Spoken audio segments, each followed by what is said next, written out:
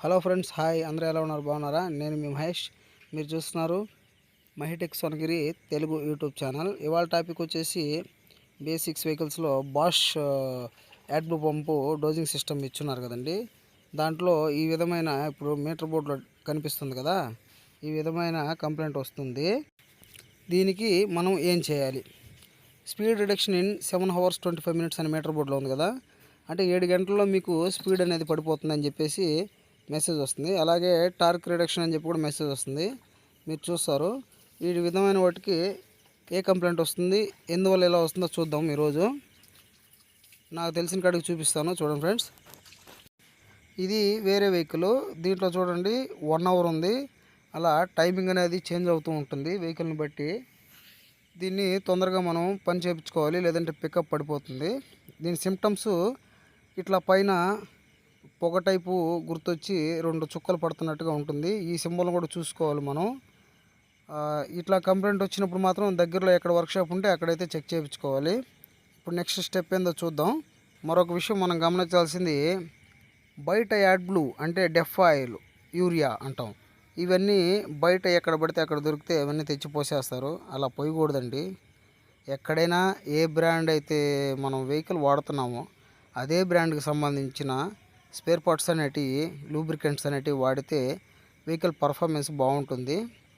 నేనైతే రికమెండ్ చేసేది మన వెహికల్ ఏదైతే ఉందో అదే కంపెనీ తీసుకోమనే చెప్తాను. ఎందుకంటే దాంట్లో ఇలా మనం చెక్ చేస్తాం కదా. ఇప్పుడు దీంట్లో మీరు చూస్తున్నట్టు 32.2 ఉంది. ఇక్కడి నుంచి 34 దాకా ఉండొచ్చు. అది విస్కాసిటీ గ్రేడ్ అంటాము. అది కరెక్ట్గా యూజ్ అవుతున్నట్టు, పనిచేస్తున్నట్టు. ఇలా 30.6 అంటే 32 కంటే తక్కువగానే ఉన్నట్లయితే అది పనిచేయదండి. అది వేస్ట్. మీరు డబ్బాలు పోసినా కూడా వేస్టే. ఒక్కోసారి వెహికల్స్లో, పెద్ద వెహికల్స్లో ఈ టైప్ మెసేజ్ వస్తుంది, యూరియా డోజింగ్ మాల్ ఫంక్షన్ ఒకటి. రెండోది వచ్చేసి మీ టార్క్ లిమిటేషన్ మోడ్, అంటే అదే స్పీడ్ తగ్గిపోతుంది, పికప్ తగ్గిపోతుంది అంటాం కదండి మనం. అది ఈ విధంగా time left for torque reduction 6 hours, 6 గంటల్లో మీకైతే పికప్ పడిపోయేసి తగ్గిపోతుంది అంటది. పైన ఆర్ఎస్ఎల్ అనే సింబల్ వస్తుంది, అంటే రెడ్యూస్ స్పీడ్ లిమిట్ అనేసి వస్తుంది. మనం సిస్టమ్ కనెక్ట్ చేసినట్టయితే ఫస్ట్ పంప్ ప్రెజర్ చూసుకుంటాము, యాడ్ బ్లూ పంప్ అనేది పనిచేస్తుందా లేదా అన్నది. అది ఇక్కడ సెంటర్లో ఉంది కదా, 900 kPa వస్తుంది. అలా 900 కానీ అబోవ్ కానీ ఉన్నట్టయితే, 900 నుంచి 1000 దాకా ఉన్నట్లయితే పంప్ అయితే బాగున్నట్టే. తర్వాత మనం తీసుకోవాల్సిన యాక్షన్స్ అండి మనం తీసుకుంటామండి. ఇప్పుడు ఈ వెహికల్లో కూడా అదే ప్రాబ్లం వచ్చింది. ఇప్పుడు దాకా అయితే మీకు ఫొటోస్ చూపించి నేను వాయిస్ ఇచ్చాను. ఇప్పుడు డైరెక్ట్ వీడియోలోకి వెళ్దాం. ఈ వెహికల్ కూడా సేమ్ కంప్లైంట్ అండి. ఇది ట్రావెల్స్ బస్ అండి. ఈ బస్ చూస్తే అతను ముందు జాగ్రత్త కోసం వచ్చేసాడు, పికప్ పడిపోతుంది చేపించుకుందాం అని చెప్పేసి. ఫ్రెండ్స్, ఈ విషయం పక్కన పెడితే వీడియోస్ పెట్టడం లేట్ అవుతుంది, కుదరట్లేదు. చాలా బిజీ అయిపోయినాము, వెహికల్స్ ఫ్లో ఎక్కువ ఉంది. దానివల్ల వీడియోస్ తీయడం కష్టమైంది. వీడియోస్ పాత మొబైల్లోనే ఎక్కువ పెడుతున్నాను. కొత్త మొబైల్లో వచ్చినప్పటి నుంచి అసలు వీడియోస్ తీయడానికి కష్టమైపోతుంది. నేనైతే ఈ వెహికల్కి హెచ్డిడి లైట్ కనెక్ట్ చేసుకున్నాను, కోర్స్ చూసుకున్నాను. ఇట్లా ఇంజెక్టర్ ఓపెన్ చేసి పెట్టుకోవాలి మనం.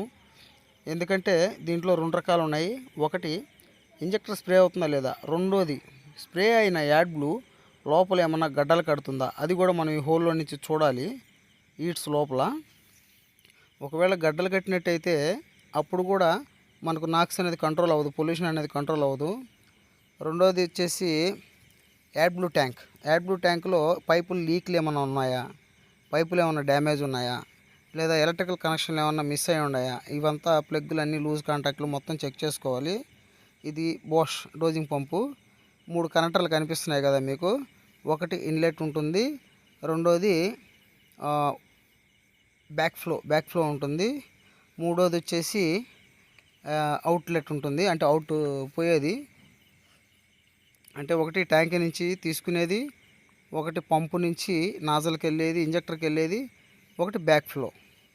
ఓకే, ఇది వచ్చేసి యాడ్ బ్లూ ఫిల్టర్ అండి, బాష్ ఫిల్టర్ ఈ టైప్లో ఉంటుంది. ఈ వీడియోస్ అన్నీ మన ఛానల్లో ముందు ఎలా మార్చాలి, ఫిల్టర్ ఎలా మార్చాలి ఏందన్నది ముందు వీడియోస్లో పెట్టున్నాను, మీరు చూడొచ్చు. ఇవి వచ్చేసి నేను ఇప్పుడు చెప్పిన కనెక్టర్స్. ఇవి పాతవి, అవి కొత్తవి. మనమైతే చేంజ్ చేస్తున్నాం. ఇది యాడ్ బ్లూ పర్సంటేజ్ చెక్ చేసుకోవడం కోసం మీటర్ అండి. అది యాడ్ బ్లూ ట్యాంకు మొత్తం. ఇంకా మిగతాదంతా మీకు తెలుసు. నేనైతే ఇది కనెక్టర్స్ అయితే మారుస్తున్నాను. ఫస్ట్ అవతల కనెక్టర్ వేసుకోవాలి, తర్వాత యువతలది, తర్వాత ఈ లాస్ట్ వన్. దీనికి కొంచెం ఈజీగా ఉంది మార్చుకోవడానికి, ఇబ్బంది లేకోకుండా. ఇవి ఓవర్ టైట్ కూడా చేయకూడదు, ఊరికే నార్మల్ టైట్ చేయాలి. ఓవర్ టైట్ చేస్తే ఇరిగిపోయే అవకాశం ఎక్కువ ఉంది. ఆల్రెడీ నేను ఒకటి ఇంచేసాను, ఇది రెండోది. లైట్గా టైట్ చేసుకోవాలి, ఎందుకంటే ప్లాస్టిక్ వస్తాయి కాబట్టి ఎక్కువ టైట్ చేయకూడదు. ఫ్రెండ్స్, వీడియోస్ లేట్ అవుతుంది చెప్పాను, మళ్ళీ చెప్పకూడదు, కానీ మిమ్మల్ని అయితే నిరాశపరచను. కొత్త వీడియోస్ తీసుకొస్తాము, ట్రై చేస్తాను. కంప్లైంట్లు కూడా కొత్త కంప్లైంట్లు, పెద్ద కంప్లైంట్లు తగులుతున్నాయి, చిన్న కంప్లైంట్లు కాదు. దానికోసం పెద్ద కంప్లైంట్ వీడియో షూట్ చేయాలంటే చాలా కష్టం, అంటే అన్నీ చూపించాలంటే కష్టం అవుతుంది, అందుకని చూపించలేకపోతున్నాను. కనెక్టర్స్ అయితే కనెక్ట్ చేస్తున్నాను. చూడండి, 3 పైపులు ఉన్నాయి కదా, వాటిల్లో ఆ లాస్ట్ వచ్చేసి ఇన్లెట్, తర్వాత బ్యాక్ ఫ్లో వైట్ కనెక్టర్ వస్తుంది, తర్వాత వచ్చేసి అవుట్లెట్ ఇంజెక్టర్కి వెళ్ళిపోతుంది. వాటి మీద మీరు ట్యాగుల మీద రాసుంటారు, చూసుకోవచ్చు. యూరియా అవుట్లైన్ అని, యూరియా ఇన్లైన్ అనేసి రాసుంటారు. చూడండి, urea outlet, okay, outlet line. అది వచ్చేసి ఇన్లెట్ లైను.